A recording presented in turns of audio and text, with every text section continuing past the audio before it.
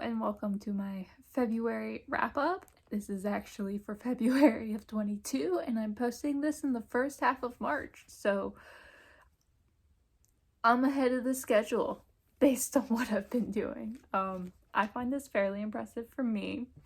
Splint's over here causing trouble, so of course she is. Love her. But I read 2 books in February. I finished the first one on the 27th and I finished the second one on the 28th. So great reading month for me.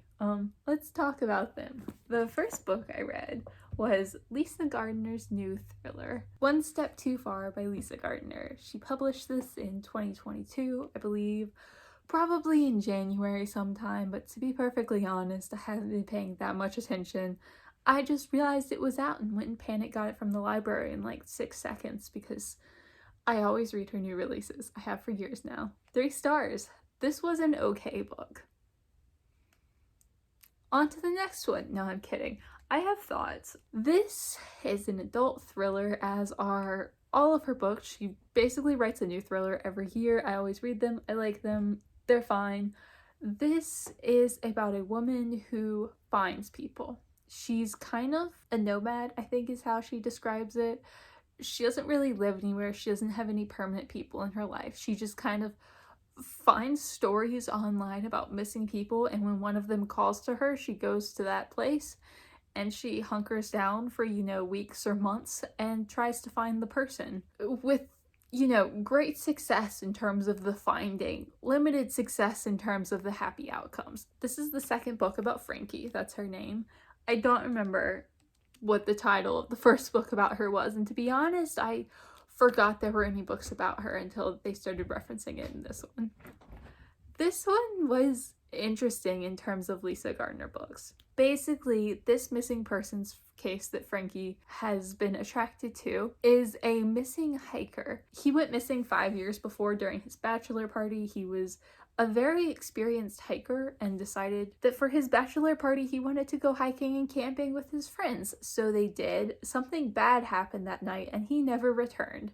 And every year his father takes an expedition out for 10 days to go searching for his body at this point, because no one really believes that he's still alive. This book is interesting in terms of Lisa Gardner books because it's not very traditional thriller. There's not kind of a mystery. There is a whodunit aspect because, they are trying to figure out what happened to this man. He was very experienced. He shouldn't have just died, he had too much experience to just kind of submit to the elements. So they're like, what happened? Did something go wrong? And his friends who were on the trip are there with him, so they're sort of questioning that. And then at a point, it kind of takes a little bit of a horror turn. It's still definitely a thriller, but it does have some horror aspects, and kind of a lot of this book is just them in the woods with bad things happening to them, and they're trying to not die or be murdered or whatever, because they don't know really what's going after them, if it's a wild animal, if it's bad luck, if someone in their party is trying to sabotage them. There are lots of questions, and they kind of start getting picked off one by one, and it's very almost locked room, if that locked room is the middle of the woods and they're all trapped out there. It's not traditional thriller. Lisa Gardner usually writes either cop thrillers or cop adjacent thrillers where the main killer is not a cop, but she's the person in this book who finds people as their profession, if you will. So they're experienced at it. And this one really wasn't. It was just people in the woods. They weren't really investigating a crime. They were just looking for his body and searching, and bad things were happening. And it was very horror-y almost, because it reminded me of a horror movie where you're just watching the big bad watch them from the shadows, and they're getting picked off one by one and they're all making horrible decisions and things are getting worse and worse, and I don't know, it really wasn't my kind of book. 3 stars, it was fine, it kept me entertained, I was curious about what was going to happen, but it wasn't what I was looking for. It's not why I go to Lisa Gardner books. I knew it was going to be about a search party in the woods, but I don't think I realized that was the entire setting of the book. The vast majority of this book takes place over a 5-day period where they're in the deep woods and kind of inaccessible. I don't think that's bad, it's just not to my taste, which I think was just the majority of my issue with this book. And then, I don't know, beyond that, it was fine. Like, it's hard to really have any thoughts. It's a pretty generic story with pretty generic characters. It's entertaining enough. Her writing style flows really well. Like, I always find her books so easy to read because I just fly through them. But like, I don't know, it was okay. If the premise sounds interesting to you, you'd probably enjoy it. Like, it really doesn't to me. It's not the kind of thriller I gravitate towards. I like when they're investigating crimes and like questioning witnesses and like retracing footsteps and like all of that. Like, that's why I like cop thrillers, because I like that sort of investigative element. And this book kind of lacked that entirely, which, you know, is not a flaw in the book. It's just wasn't really what I was looking for. So it was okay, but not for me. Glad I read it. We'll continue reading all of her books, and we'll continue mostly reviewing them as they're fine if you like that kind of thing, which I usually do, just not so much this one. And then after I finished that, I was like, I should probably finish this book that I've been reading for a month and a half, so I did, and that was If I Die in a Combat Zone by Tim O'Brien. This is a nonfiction book about Tim O'Brien's experiences fighting in Vietnam. He was drafted, he didn't choose to go over there, and he actually spent a good portion of time making plans to run away. He was going to go to Sweden, I believe. Well, go to Canada, then go to Sweden and just run away. He seriously considered doing that enough to the point where he was saving money. He had a plan. And then I think like he either got food poisoning or stressed himself out and just decided, okay, like I'm just gonna go to Vietnam for my year and do it. And he wrote about his experiences. He's written a bunch of other books. He's most famous for The Things They Carried, which I own but haven't read yet. I read In the Lake of the Woods, which I thought was okay.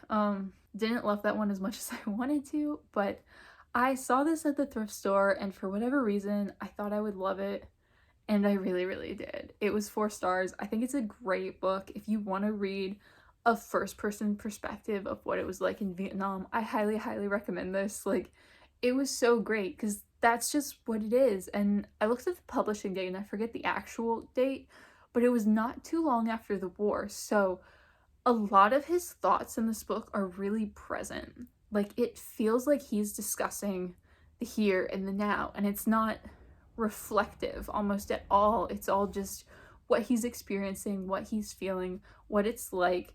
He does get a bit philosophical in the moment, but it's not in a reflective sense, which makes this whole book feel really immediate. I don't know if he kept diaries or journals or anything while he was in Vietnam, but it kind of felt like he did, like just the immediacy of his retellings. And I just think it was a really interesting perspective, a really interesting book. It took me forever to read, and I don't know why, because I was enjoying it so much, like the whole time. This was one of those books that I just looked at and I was like, I'm going to love that book. And then I read it and I did, and I was so happy about that. Like, I don't really know what to say about this book because he's a really great writer, which you can see from like everything he's ever written. He's really compelling. He has interesting thoughts in terms of like how he kind of approaches situations, and he's a lot more philosophical than he is like literal almost. There was one point where he was in basic training and he was sent on a punishment with his friend to basically stay up all night going on patrols around the camp. This was in America, not in Vietnam, because it was basic training. And they caught a younger recruit who was out breaking the rules, and they were like, oh, let's turn him in and we'll be released from our punishment. And at the time they were like, yo, like, we won this, like, we kind of got victory over this guy who gave us the punishment because we can go to bed now.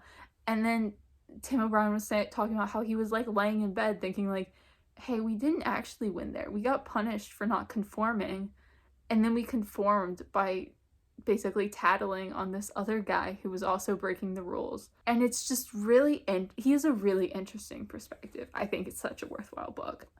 I'm doing really bad at explaining it, but if you're interested in the first person perspective of Vietnam, I can't recommend this enough. I definitely wouldn't recommend going into this if you don't know anything about Vietnam, because it's very much his perspective, what he experienced, and it doesn't include a lot of like general information about the war, which is fine. Like, I don't think it's lacking in that for any reason, but just like at least have a vague idea about Vietnam and the politics if you're going into this. But it was so good. I'm so glad I read it and picked it up, and This book honestly made me really excited to pick up the things they carried because I've heard great things about that one, and if it's as good as this book, I think I'm gonna really love it. So let me know if you've read either of those books or what you read in February, and as always, thank y'all so much for watching, and I will see y'all again soon.